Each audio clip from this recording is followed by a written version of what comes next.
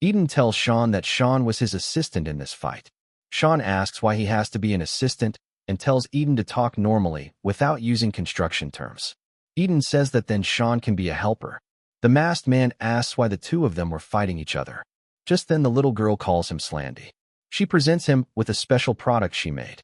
She says that they go boom. Slandy, intrigued, asks when Sparky got the time to make such a thing. He tells her to make sure to stay hidden so that she doesn't get caught up in the fighting. Eden dashes at Slandy with his blade out. Slandy dodges and says that he has a message to Eden from Null. He says that Eden had done well for an old man without any skills and fires the incendiary round. But it was just a harmless sparkle. Eden asks if they were planning on setting the whole place on fire. Slandy tells him that Sparky's bullet didn't work. Sparky says that it went boom and looked pretty. Shawn appears behind Slandy with a chisel and hammer.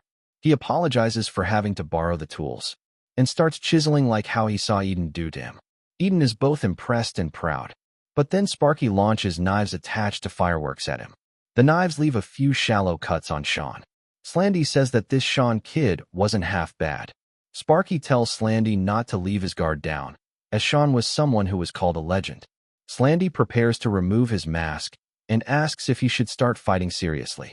Just then, the wall behind him bursts down as a car crashes through. Rachel points her gun at Slandy and starts shooting while angrily cursing at them. Slandy takes Sparky and jumps back. Eden asks if it didn't seem like Rachel was aiming for him as well. Shawn tells Eden to keep his head down. Dmitri asks if he didn't warn Shawn not to do something stupid and try to handle everything on his own. He then says that they can continue talking after they are back home. Shawn laughs. Slandy says that the head count seems to have increased. Sparky excitedly says that this was the perfect chance to use the big boom boom. She tosses it into the air after lighting it, and everyone's attention falls onto it. It explodes in the air, blinding everyone for a second. When they regain their vision, Sparky and Slandy had already run away. Eden notices his father on the ground and runs to him. The old man was unconscious, clutching his chair. Later, Eden bows his head down and apologizes to Shawn while keeping his father back, who was furious about the damages to his store. He complains that all the material and tools were burned to ashes. Shawn says that the kid sent by Null did all that. The old man then complains about the huge hole in his wall, calling the driver a bumbase. Dmitri gets offended and says they just saved the old man, and that he should be more grateful that he is still alive. Shawn says that Dmitri was still not used to driving on the Korean roads. The old man curses at Dmitri in Russian. Dmitri asks if the old man knew Russian. The old man says that he stayed there for a few years. Eden goes inside to see if he could salvage anything. Shawn goes with him to help. When Shawn leaves, the old man says that he was wondering why Shawn seemed so familiar, but now he understands. He says that there is a saying in Russian: a father's love carries on to the grave, and a mother's love is eternal. He says that they should know what he means. But Rachel pushes her gun up to his neck, asking if he is crazy.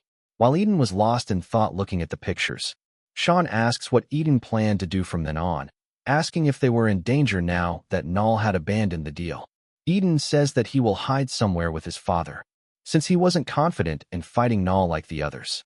So running away was his best option. Although the others might think it was foolish, Shawn mocks him and says that Eden kept acting like a loser since earlier, and asks why he kept cosplaying as a loser.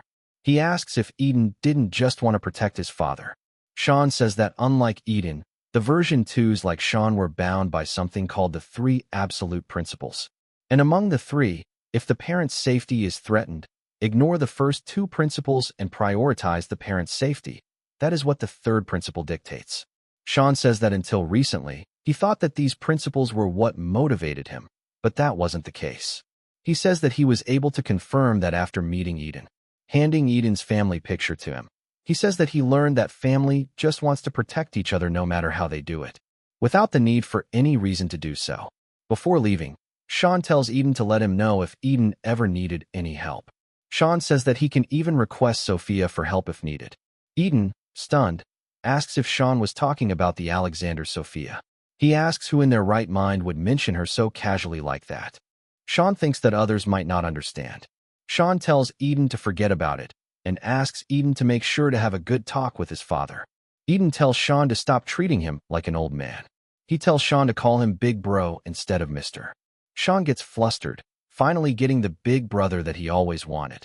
Inside the shop, the old man was trying to clean the chair, the one chair he saved by putting his life on the line. Eden walks up to the old man to talk to him. The old man asks if Eden knew how to use the phone. He says that he was taught how to use the timer on the camera, but forgot. He asks Eden to take a picture together. They drive a couple of nails into the wall to hold the phone to take the picture.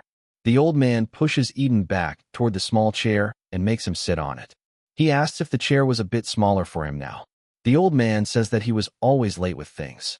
He grabs Eden's hand and says that he should have asked Eden to sit on the chair long ago, and asks Eden to forgive his father for being late. While calling him son, the old man had packed up all the pictures of Eden that Eden had left behind. Back in the car, Dmitri says that Shawn seems to be in a good mood now. Shawn says that he is in a good mood because this was the first time he had someone to call Big Bro. He says that even though it was difficult to explain, it felt as if the old man and Eden felt like a family too. Meanwhile, Eden's arms were nailed into a board along with his legs. He was left crucified in a reverse cross. He was left inside the burning shop along with the old man. The man who did it walks out, wearing full black clothes. A week later at the hospital, Dmitri tries to stop Shawn, saying that they should come another time, as it hasn't been long since Eden had regained consciousness. He says that Eden still isn't in a stable condition. Shawn grabs Dmitri's hand with incredible strength and tells him to move, before walking past him to find Eden, who was near a window, sitting in a wheelchair. Shawn slowly walks up to him, and Dmitri gives up on stopping him. Eden is muttering something about his father, looking completely different. Dmitri says that the one Eden called father had died before they could get him to the hospital. Dmitri says that even though Eden got his senses back, he seems out of it, maybe because of the shock. Eden notices Shawn, and Shawn tries to talk to him. Eden asks Shawn for help, and while crying, he tells Shawn to help him and his father. Shawn suddenly has a weird sensation, and runs past Dmitri outside to a washroom, saying that he had to puke. He was prepared for a fight, to protect everyone. He thought that he could do anything, but the fight this time wasn't so simple. Even though he said that he would destroy whoever tries to mess with that family. After seeing that there was a possibility of losing everything he promised to protect, he realized that he wasn't prepared to lose anything. He was just naive. When he went out, Dmitri was waiting for him outside. Shawn just starts walking back, not even noticing Rachel. Rachel asks if Shawn was heartbroken. Shawn says that he was all right now. He says that he just recalled what she had taught him. He quotes her, saying, "Cutting necks with blades and piercing hearts with bullets were all the skills they needed to learn to take away life." This didn't mean that they needed to be righteous or feel responsible, nor did it mean that this was an ideal practice. Everything was a result of that power they wielded. Those who take must also be prepared to be taken from. That's why they had to become stronger, a sharp blade, precise bullets, to become a weapon that destroys the enemy before you lose everything. Later, in a remote location, Sparky was playing with sparklers.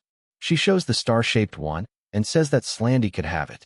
She says that she wanted to give the heart-shaped one to Null. She then walks up to the guy who attacked Eden and gives him a sparkler too, while calling him Damien. He removes his cap and smacks the sparklers away from him, calling her a dumb kid. He asks if it looked like they were on an outing for her to play with fire in this situation. He threatens her, asking if she would just shoot some fireworks outside while she was at it. Sparky thinks that she was given permission to shoot fireworks, and excitedly asks if she can really do it. Damien laughs, asking if she was too dumb to understand sarcasm. He lifts his hand, saying that this won't do. Slandy stops Damien before he could hit her. Slandy asks if Damien wasn't the one who killed the old man and set his place on fire. He says that Damien was no different from causing all the commotion, and calls Damien a stupid brat. Damien leans on his foot, and a knife shoots out as he tries to kick Slandy. Slandy pulls out his gun, but both of them get stopped. The man tells both of them to stand down, saying that his body was getting too old to intervene in a silly fight. Just then, the doors open. Null walks in, asking if Damien was fighting again. He tells them not to be like that, since it had been a while since they had a family gathering. He tells Slandy to be understanding, even if Damien was a bit rough, assuring them that no one in the room really wanted to fight him. Slandy says that he hopes that's true. While walking away with Sparky, Sparky pouts at the girl who came along with Null, but the girl doesn't even look at Sparky. Null tells the others that Jang and Eden had betrayed them. He says that it was unfortunate and that it looks like they were never part of the family to begin with. He says that this was more reason for the rest of the family to stick together. Damien looks at Sparky and Slandy and says that those two don't seem to understand that. Damien says that there should be some kind of restriction and that everyone should follow some kind of rules. Null says that he thought of rules just like the 3 principles from the Dead Mansion, the family's tree principles.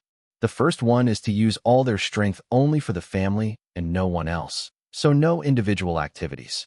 The second is to not use the strength against each other, no fighting among themselves. The third is to slay anyone who isn't family. He calls them their family's Iscariot's 3 principles. He asks if that wasn't easy to follow, and Sparky nods.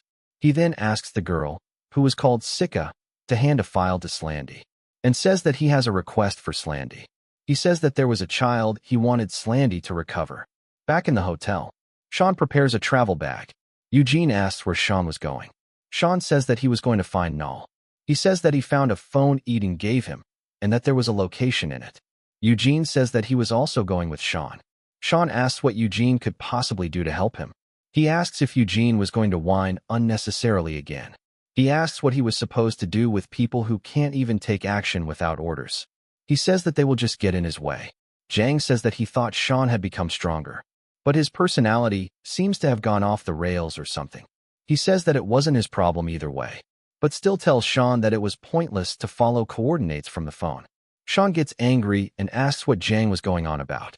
Jang asks if Shawn himself didn't say that the Dead Mansion kids all learned the same skills that Shawn did, and asks if he really thought they would leave such an obvious trace like that on a phone. Shawn slams his hand where Jang's head was. Jang, unaffected, asks if Shawn was the kind to do stuff like this. Shawn asks what Jang wanted him to do, then, because there was no other way. Jang leans forward and says that he will help Shawn.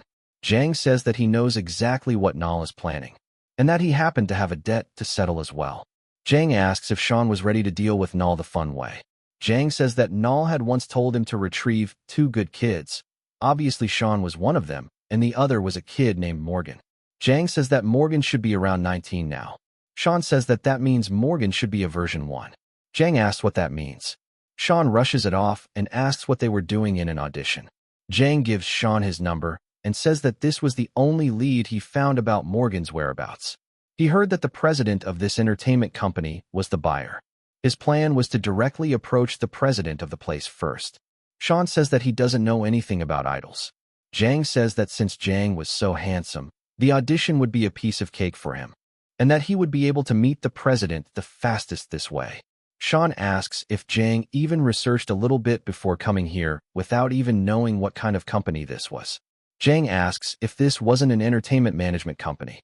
Shawn says that he heard some rumors about the place, but before he could share, his number gets called. The judge was disappointed, thinking that the year was a bust with no potential at all. He thought that the old days were easier for talent acquisition. The other judge says that number 100 is pretty good looking.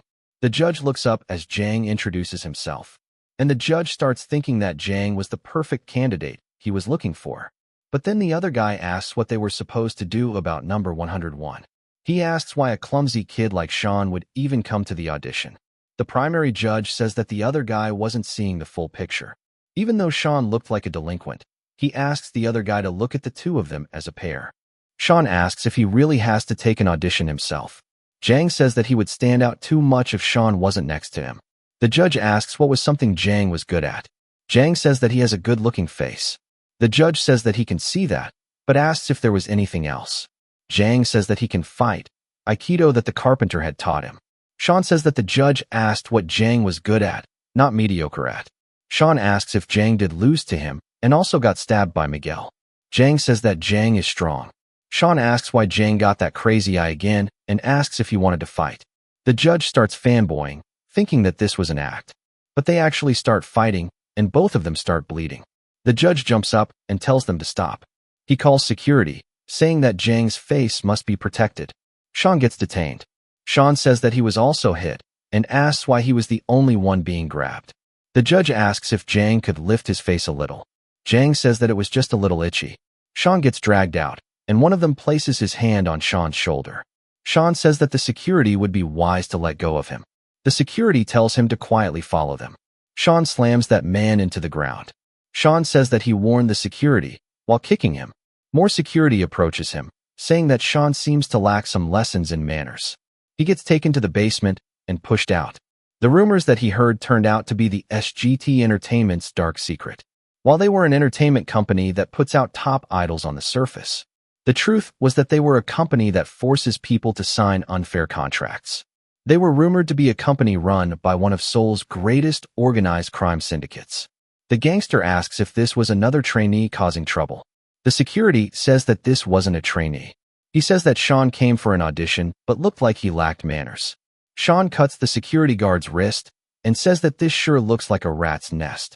He elbows the guard behind him in the face, kicking another in the face. Shawn asks where the good child was and tells them to make the answer simple. They all pull out their weapons without answering. Shawn says that since they brought out the weapons, they should know how to use them, which means there must be a good child among them. He says that that was his conclusion before one of them runs at him with a bat. He ducks under the bat and cuts the man. He tells the man to hold down the wound, as he just cut a major artery. The man curses and tells the others to get him. Shawn runs at them. While they were fighting, a man in the back wearing a white suit gets frustrated. Shawn cuts through all the gangsters before turning around to ask if that was all they got. A door gets thrown at him from behind. Shawn ducks below it, and a man comes through the door trying to punch Shawn, but he punches the door instead. Shawn says that this one is different and that he definitely has strength. He asks if this one was the real one. The man asks what Shawn wanted from them. He asks if Shawn was a good child. Shawn thinks that this was the right guy since he knew what a good child was. He looks again at the picture to confirm. He asks if he didn't change a little too much. Then he says that he came to find Morgan. The man in white asks why Shawn was looking for him. Shawn asks him to cooperate, or his family would be in danger. The man asks if Shawn was trying to threaten him. Shawn says that this wasn't a threat. One of the gangsters calls the man in white Pilgu and says that he could easily crush Shawn. He tells him to quiet down. He says that he was Morgan and runs at Shawn. Shawn facepalms while asking why no one listens to him. But since he wasn't there to ask politely anyway, he didn't care. He ducks under the punch and hits the man on the chest.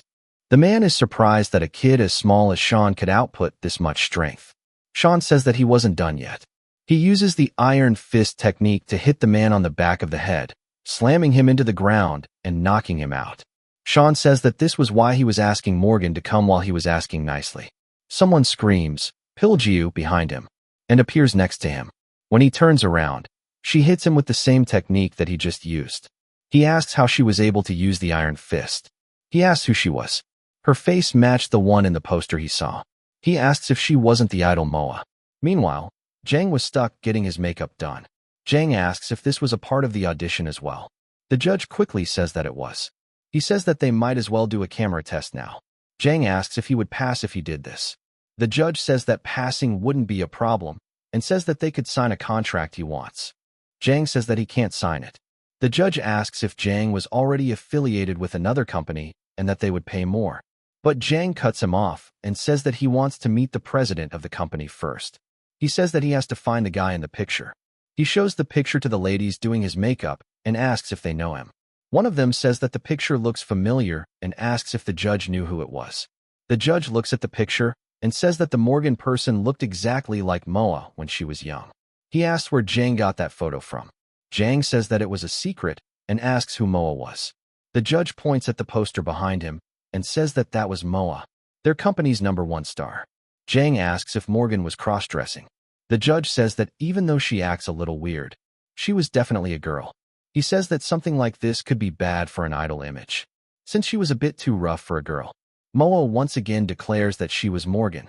She then asks her uncle Pilgu to wake up. One of the gangsters tries to get him on his feet.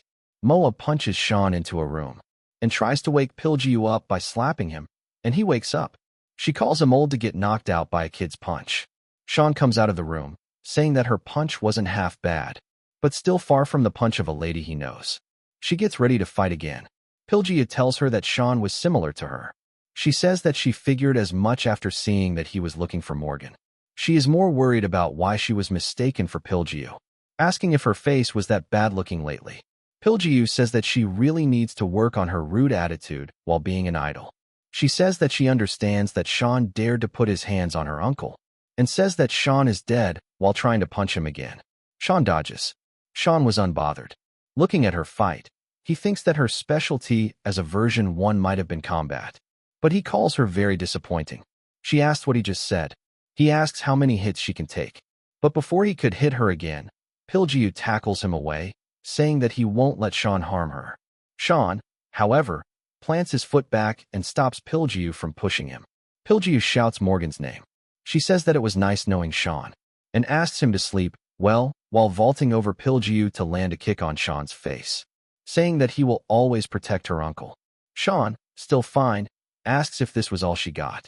After seeing what happened to Eden after he said the same thing, Shawn asks if Morgan could really protect anyone with such mediocre skills. He says that her statement sounded more like the tantrum of a little kid. He twists around, slaps Pilgu, grabs his hair, and slaps him again before kneeing his face. Pilgu gasps for air, all while Morgan couldn't even move. Shawn says that she can't protect shit, while readying another punch, but she grabs his leg, telling him to stop. She apologizes and says that she will do anything he says, and asks him not to hurt her uncle anymore. While crying, she asks if he wasn't after her from the start. Shawn asks if she was messing with him, making him look like the bad guy when they were the ones who started it. Meanwhile, on the road, the CEO of the company says that the previous track came out perfectly for Manhwa. But just then, he gets a call from the manager, who was the judge that Jang met. The CEO tells the manager that he was driving and asks him to call later. The manager asks where the CEO was. The CEO says that he was almost at the office and asks why the manager was rushing him. The manager says that the talent that he had acquired after so long had disappeared. He says that Jang was looking for the CEO, but when he told Jang that the CEO was arriving soon, Jang suddenly disappeared. The CEO tells the manager to speak slowly so he could understand. He says that he was almost at the office, but before he could finish his sentence, there was someone in the middle of the road. It was Slandy spinning his gun and Sparky, who was holding a bomb over her head. The CEO starts honking and tries to avoid them. Slandy shoots the car, bursts the tires, and makes it spin out, while Sparky tosses the bomb at the car. The bomb blows up and sends the cars flying. The cars tumble down the road, landing upside down. Slandy says that Sparky did a great job and asks her to let him deal with the rest. Then he walks up to the car and asks if the man driving was the CEO of the SGT company, Shim. CEO Shim begs Slandy to save him. Slandy pulls him out and points his gun at the CEO before asking the question once again. He asks where he could find Morgan. The CEO asks how Slandy knows about Morgan, but he gets kicked. Slandy says that he will be the one who asks questions. The CEO begs for someone to help him. Slandy says that it was getting annoying. He says that he was going to start off by blowing off a leg. Before he could shoot, Jang kicks the gun up, and Sparky says that the firework was beautiful. She starts running towards the sparklers to have a closer look. Slandy calls Jang a traitor. SGT Entertainment was an agency that had nurtured a lot of top idols. To some, it was a dream workplace, and to others, it was a place that raised the people they idolized. However, darkness is always behind the light, and SGT Entertainment's dark side was that it was run by organized crime. That is how Pilgu explains their organization. He asks if Shawn knows who he messed with. Morgan stops him and tells him to stop, saying that this wasn't something to brag about. She asks if she didn't ask him to keep the others from crossing the line. She asks why he was still talking after losing, even after ganging up on a kid. She says that he might as well cut off his thing and become a female idol at this point. The other gangsters beg her to at least be a little ladylike. After looking at them arguing, she feels disappointed again. Morgan knocks on the couch to get Shawn's attention and asks why he wanted to cooperate with them. Shawn tells her about Null, who was after good children like him and her. He says that she might be next on his list, and that he plans to collect all the good children to join his side. Morgan goes off again, asking how someone can be so ridiculous, to go around collecting them and thinking they would just say, sure, why not, and start following his orders. Shawn says that if they don't, then Null will kill them and everyone around them. She slams her foot and tells him not to make her laugh, adding that if he dared to come after her, her uncles, and her family, she would protect them no matter what. She says that she will tear him apart if he comes close. Shawn asks if she was saying that she will deal with him herself. with a bunch who couldn't even defeat Shawn when he was alone. Morgan says that this was because they weren't prepared. Shawn says that she was holding on to too much. Whether it was protecting her family or whatever it was, just childish nonsense in his eyes. He tells her that when your hands are full of precious things, you won't even be able to clench your fist properly, let alone fight. Back outside, when the SGT CEO Shim was faced with sudden death, he saw a once-in-a-lifetime opportunity. He asks for Jang's name, and Jang tells him. Jang then says that he came to pick the CEO up since he had some business with him. Shim asks if Jang wanted to sign a contract with them, while trying to hide his happiness, but he was wrong. Slandy attacks Jang, saying that he was here first. Jang says that they can just decide who takes the CEO with a fight. Slandy calls Jang overconfident and shoots from point-blank range. Jang is hit in the back, but rises up from the ground in an instant and lands a punch on Slandy's face. Slandy stares at Jang for a second. Jang gets uneasy and kicks Slandy, but Slandy stops the kick and pulls his leg, making him fall to the ground. He brings the gun closer to Jang again. Since the range was so low, Jang twists around and kicks Slandy again while dodging the shot. His kick makes Slandy's mask come off. Jang asks if Slandy liked that kick. Just then, a knife comes flying to his face. The same ones with the rockets attached to them. Sparky asks if Slandy was okay, while crying. Jang says that a child should not be playing with fireworks. He calls her a bad child while lunging at her. Sparky pulls out her knife to fight back, but Slandy tells him not to dare touch her, and Jang freezes in place. When he looks back, he only sees Slandy's coat and wig. Slandy says that he was behind Jang. He grabs Jang's hand and says that it was a shame. He hears a crack while Slandy says that he didn't want to go this far against a bunch of kids. Jang kicks him back, not understanding how it was even caused, even though all Slandy did was grab it. Jang removes the dirty towel tied to his hand, and by using the beast-like technique, he slashes past Slandy. Slandy says that Jang's moment got a little better. Jang lands a slash on Slandy's arm before grabbing his shoulder and kneeing him in the face. But Slandy stops his knee, grabs his arm, and says that he will break Jang's arms and legs first. He lets go after squeezing them hard. Jang kicks himself away with his working leg. Slandy tells him to stop resisting since it was time for Jang to sleep anyway, even though he doesn't seem like one of the good children. Just then, a bat hits the ground behind him, and Yuri asks how the name Bad Child sounded for Jang. Before hitting Slandy with his bat, he says that he hit a home run. Slandy grabs the bat and crushes it with his hand. Yuri asks how the freak managed to crush a bat made out of special alloy with just his hand. Sparky lights 2 more bombs and throws them at Yuri. The fuse was almost up, and even after trying to dodge, the bombs explode right above Yuri's head. Sparky starts running to Slandy while crying. Slandy tells her to stay away. A huge metal box falls in front of him, and Dmitri asks if this wasn't too much for a welcome greeting. The box was still on fire from the explosion. He asks Jang to get back in the car. Slandy notices the barefoot logo. Dmitri pulls a string on the box while asking if he could have a chat with Slandy, revealing a wide range of weapons. He says that Slandy deserves some consequences for messing with other kids. Meanwhile, back in the company building, after hearing Shawn say that she was childish and that she couldn't even fight, Morgan gets angry and calls him heartless. The manager bursts into the room, telling the men to gather, and that the CEO was just attacked. Meanwhile, Dmitri had just opened the weapon box, and Yuri asks if it wasn't Dmitri's brother's weapon. Dmitri says that Yuri was right. The weapon was called the Bear Hunter. Sparky gets angry, asking how that thing could block all the fireworks. Slandy says that it was made out of bulletproof material. His fingers twist around before he lunges into the shield, saying that he just has to rip it apart with his hands. Dmitri aims a gun at Slandy and says that the custom shield was too expensive for him to let that happen. Slandy falls to the ground to dodge the bullet. He runs around like an animal to dodge the bullets. Dmitri examines the damage on the shield and asks how Slandy ripped the metal with bare hands. Dmitri then tells Yuri that he will cover him, so that Yuri could go take Jang away first.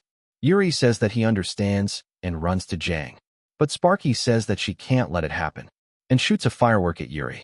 Yuri easily dodges the slow-moving firework, asking Sparky how she intends to hit the target with her eyes closed. It explodes right on top of his head.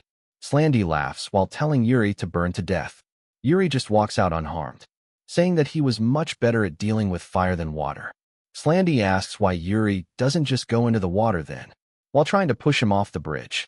But Dmitri slams into Slandy from the side, sending him flying off to the side until he slams into a barrier. Yuri says that he got Jang. Jang tells Yuri to let go of him, and that he can fight more. 3 rockets come flying toward Dmitri and explode on contact with the shield. Sparky tells them not to pick on Slandy while crying. Dmitri shoots her sparkler, and the rockets hit her hands. He tells her to stay still and let the adults fight. He says that he seems to have become a little soft since he's been hanging with the kids lately. After seeing that he couldn't finish off Sparky, Slandy bursts forward and hits Dmitri's gun away. Slandy asks if Barefoot didn't know where to draw the line. Dmitri pulls out an axe and slashes at Slandy, while saying that he used to know. Slandy snatches the axe away from Dmitri. He tells Yuri to get out of there, while using his shield to slam Slandy away from him. Yuri asks if Dmitri wasn't coming with them. Dmitri says that he can't leave without completing his hunt. Sparky runs toward Slandy, asking if he was alright. Slandy says that he's fine and tells Sparky to stay away from the fight. Again, he does that weird shit with his fingers, while asking who Dmitri was. Since he had heard that Bare Knuckle had already died, he tells Slandy that his name was Dmitri Medvedev. While running at Dmitri, Slandy asks if he was related to Igor. Dmitri asks why everyone keeps talking about his brother. 2 smoke grenades roll out from under the shield, immediately exploding in Slandy's face. Slandy calls it a cheap trick, while Dmitri comes at him from his blind spot. Dmitri throws the axe, but Slandy kicks it away, saying that it was too easy to see through this tactic. Dmitri pulls out a gun and starts shooting, but Slandy dodges it all again. Dmitri asks how it was even possible for a human to move like that. Sliding below Dmitri, Slandy grabs his ankle, asking if Dmitri was all out of tricks, before squeezing his ankle to break it. Dmitri aims his gun down at Slandy again, but Slandy springs up, barely missing Dmitri's head. Dmitri switches to an axe and thrusts it at Slandy. Slandy stops it with his hand, saying that it wouldn't be enough. Dmitri asks if Slandy was sure about that, swinging a spade. When Slandy jumps back, he gets trapped in a bear trap. Slandy asks if this whole thing was just to cover the trap. Dmitri slams a nail into the ground attached to the bear trap by chain. He says that the prey was now immobile, and warns Slandy not to move around unless he wanted to lose his foot. Just then, behind him, Null says that he didn't expect Dmitri to push Slandy this far. He says that Barefoot was better than he thought. When Dmitri turns around, his spade just splits into pieces. Null says that it was nice to meet Dmitri and farewell, before disappearing from his vision and appearing behind him, leaving him fully cut. Dmitri asks who he was. Null is surprised that Dmitri is still alive, even though he swung with the intent to kill. Shawn screams Null's name from afar and jumps in with a kick. Null says that he expected Shawn to appear right about now. Null asks if something happened to Shawn while unsheathing his sword. He says that Shawn's expression seems much better now. He is surprised to see that Shawn looks ready to fight, and that he had even brought weapons with him. Dmitri tries to get back up, and Shawn nods at Dmitri. Null asks if he also should get a little serious now that Shawn was looking so enthusiastic. He unsheathes his sword and slashes, saying that this much should be enough to deal with Shawn. But Shawn was already behind him. Null brings his sword behind his back to block Shawn. Shawn whizzes past, attacking from the side, then the other side. He was getting faster and faster each time. Slandy says that he seems completely different and asks how someone can change so much in such a short time. Meanwhile, Sparky tries her best to remove the nail that was holding the chain, while Shawn continued his relentless attack. Null says that this version of Shawn was more like the one once called the Legend. Shawn jumps up high, but Null already noticed the attack, though he didn't notice the thread all around him that stopped him from using his sword arm. Shawn falls right in front of Null. Sparky shouts Null's name, asking if he was okay. Null says that it was too close and asks why Shawn was being so dangerous. He asks if it was because of the Eden thing. Shawn screams again, and Null tells him to stop yelling, while going past him and giving him multiple cuts. He asks if Shawn didn't have anything else he wanted to yell at, like why Null did that to Eden. Shawn stands back up again. When a car approaches them, Pilgu gets out of the car and runs to the CEO. The CEO tells Pilgu to take Jang first. He says that Jang could be a future idol for their company and needed to be protected. Null arrives next to the CEO and asks if he was the one who purchased Morgan. After looking at Pilgu and at the photo he had, he asks if Pilgu really was Morgan. Shawn tries to catch up to Null, but Slandy tries to intercept him. But Dmitri blocks Slandy and tells Shawn to run. Shawn runs past, but Sparky tells them to stop picking on Null, while throwing a bomb again. It explodes right in front of Shawn, blinding everyone, even Sparky, who asks where Null was. Shawn runs through anyway, but only the CEO was there in front of him. He asks where Null went, and the CEO says that he doesn't know, but they had taken Pilgu. Later, back in the company, Morgan says that she should have gone with them. Shawn asks what difference it would have made, even if she was with them. She says that it definitely would have been different. At the very least, they would have taken her instead of her uncle Pilgu, and he would still be here, she says.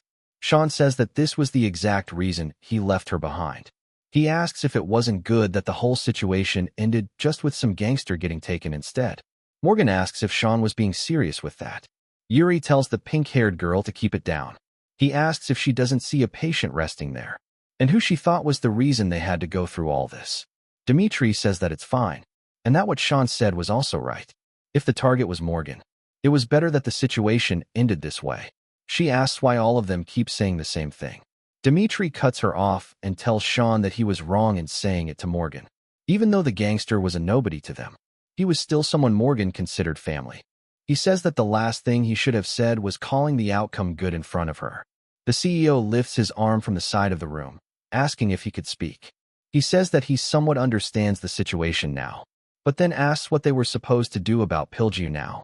Shawn explains that Null mistook Pilgu for Morgan and captured him, but it's only a matter of time before Pilgu's identity gets exposed. Shawn says that Null will come for them again as soon as that happens. Yuri says that it's not like they were empty-handed either. He places his hand on her head and says that they have a bargaining chip. Sparky was either captured by them or abandoned by Null. Morgan, surprised, asks how long the little girl was kept there for. Yuri says that she was there from the start. She asks if Yuri was crazy, tying up a kid while trying to remove the tape. Yuri tells her not to do it, saying that Sparky is very, very loud. He shuts his ears when Morgan removes the tape. Sparky doesn't say anything but starts crying instead. She hides her face and silently cries. Morgan asks if it was scary for Sparky. Sparky asks what she was supposed to do. She says that Slandy was hurt badly during the fight. She says that he got hurt because of her and asks what else she was supposed to do. She says that Null won't come back, Sparky. She says that Sparky can't be a member of Null's family because she hurt Slandy. Meanwhile, Slandy, furious, back at the hideout, aims his gun at Null. He asks why Null on Earth left Sparky behind. Null says that it was just a misunderstanding. He asks if it wasn't Slandy's fault. While pushing the gun away, he asks if Slandy wasn't the one who was closer to Sparky, making him responsible. Slandy says that the only reason he listens to Null's orders is because of Sparky, and asks if Null had already forgotten this. Null gets up, saying that Slandy shouldn't be that hard on him. He says that Slandy was scaring him now, but then he says that with the state Slandy's leg was in, it might as well be worth fighting him. Slandy removes his mask and asks why Null doesn't just give it a try, if he was actually confident. Null walks past, saying that it was just a joke. He says that Slandy was just too stiff and scary.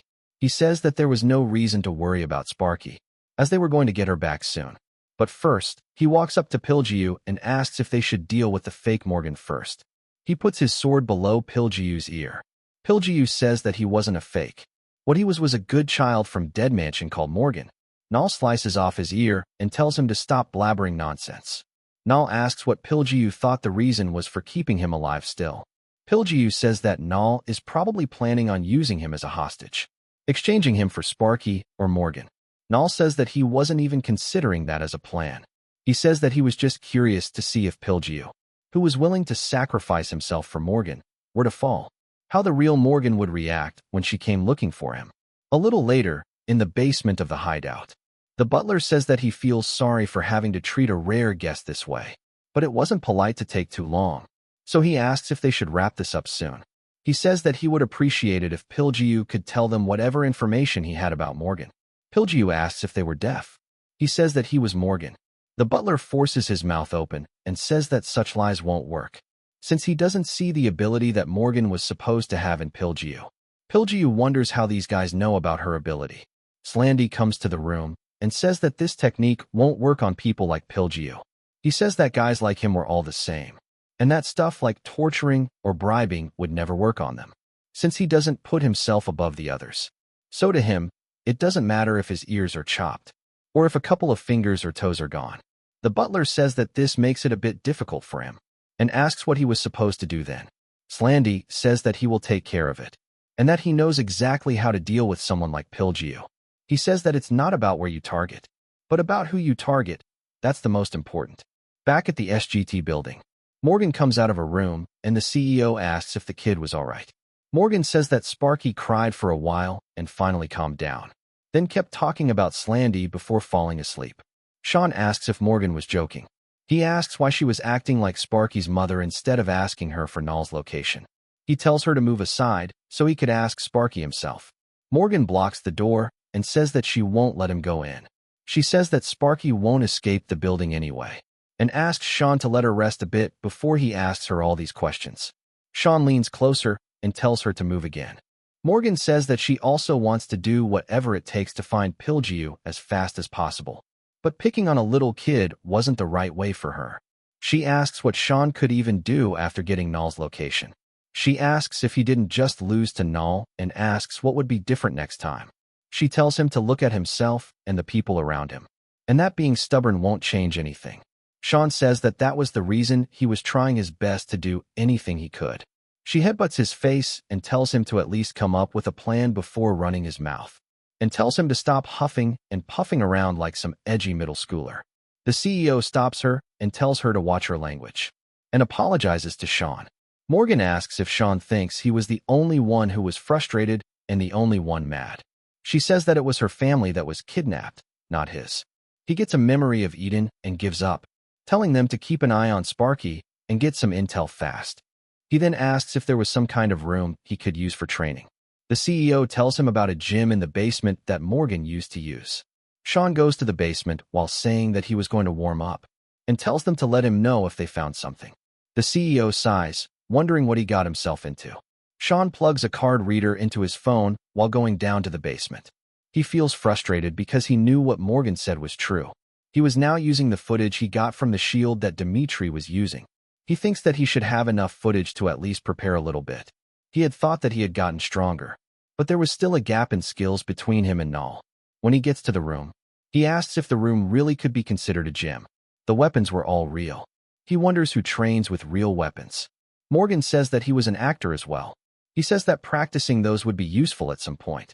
Shawn asks why she followed him and if he didn't ask her to keep an eye on Sparky.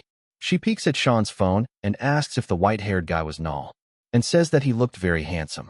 She takes his phone and asks him to let her have a better look. Shawn tells her to give his phone back. She removes her hairband and tells him to quiet down so she could focus. Shawn shuts up.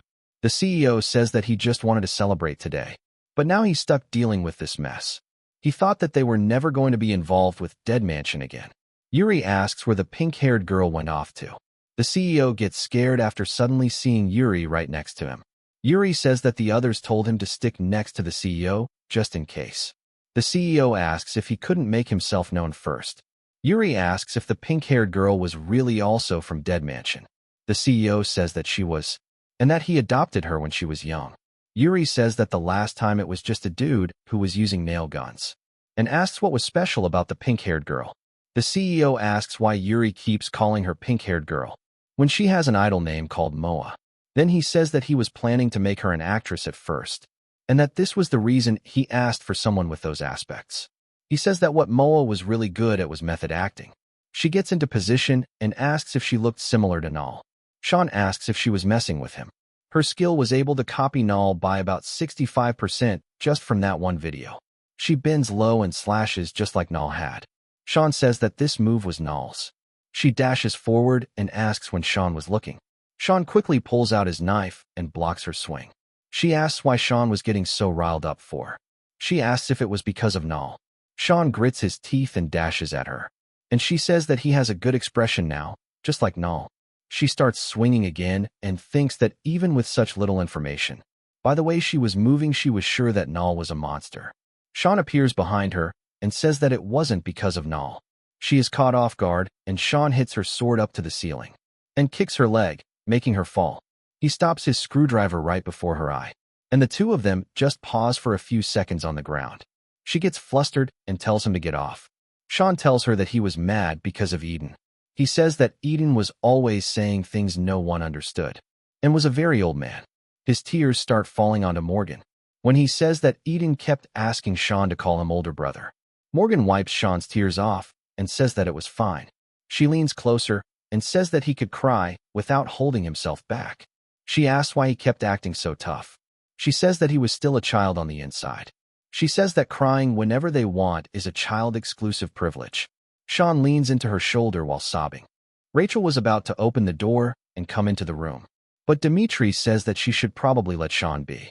Rachel tells Dmitri to mind his own business and move, but Dmitri says that he can't. He says that even for Rachel this wasn't the right time, and asks her to leave them be for a moment, just a little while. When Null had killed Sparky's buyers, he had told her that they were family. Sparky asks what he means. Null tells her that he was also from Dead Mansion, just like her, that he also received a similar education to hers.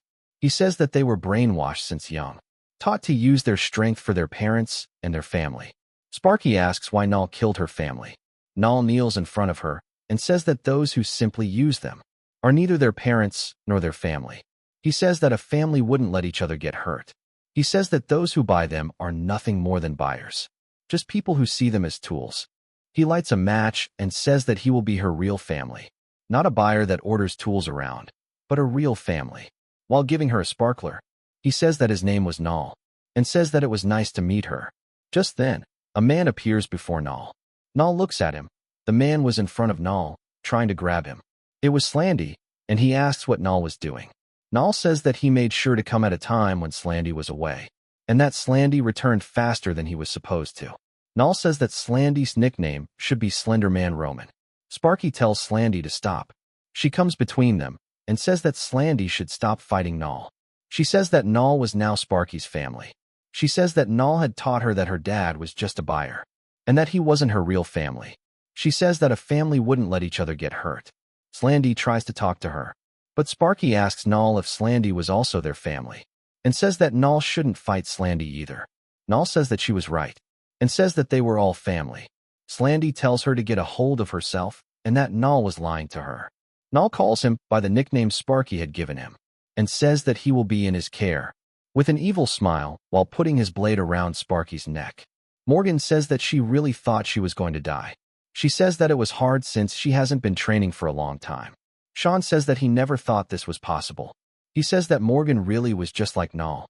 Her movements and personality too. Morgan says that this was called method acting, and that she could pick up and act exactly like she had seen. Shawn asks if she can mimic anyone. She says that she can't do it with just anyone. She says that her synchronization depended on the amount of information she had, and the duration varied based on the difficulty. She says that her body wouldn't be able to keep up with techniques that were too hard. Shawn says that it was still very impressive. He leans closer to her and asks if she can keep it up for a little longer. She says that it was really difficult. Shawn grabs her hands and begs her to do it one more time, since he was feeling it after the training they just did. Morgan starts blushing, but the CEO, who just came into the room, asks what Shawn was doing. He asks what Shawn wanted to keep doing with Morgan, and what it was that he was feeling. Morgan grabs her coat and asks what kind of misunderstanding the CEO was having. Shawn says that Morgan really was the best. The CEO gets angrier.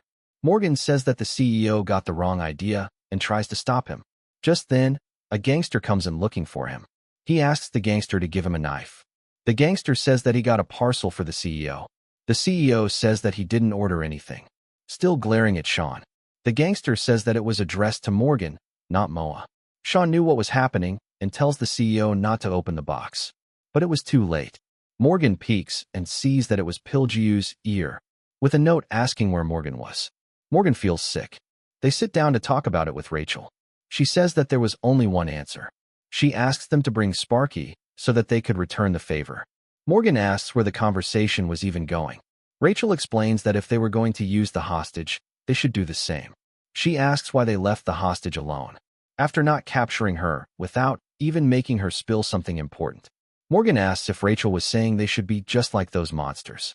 Rachel says that it wasn't that hard, and that this was her specialty. Morgan slams her foot on the table and says that all the Dead Mansion members here were annoying.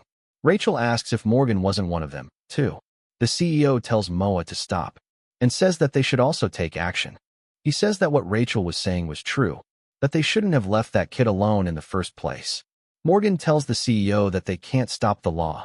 The CEO says that the note asked for Morgan, so they already knew that Pilgu wasn't Morgan.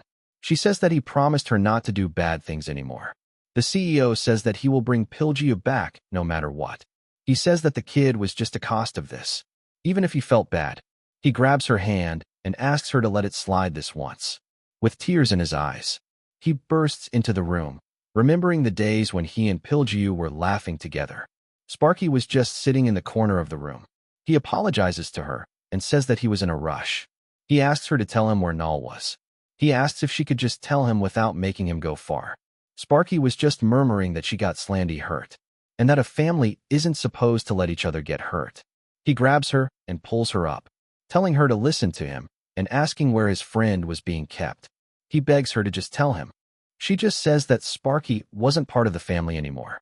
He shouts, asking what that had got to do with him. Morgan stops him. Sparky just falls to the floor, crying again. At an airstrip, Null says that he was going back and tells Damien to take care of the rest.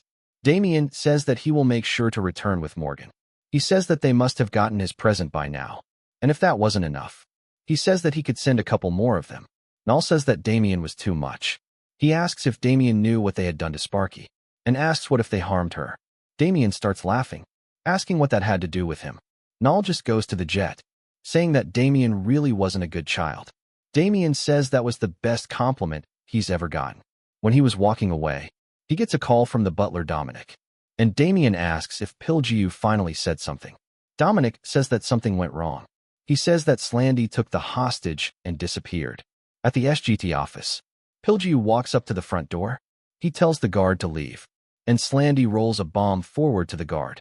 The guard, who didn't know what was going on, just stood still until the bomb exploded. Pilgu managed to save the guard by coming between him and the explosion. Slandy says that these guys dared to take away his everything, and that they would obviously have to pay the price. He says that he will destroy everything, too.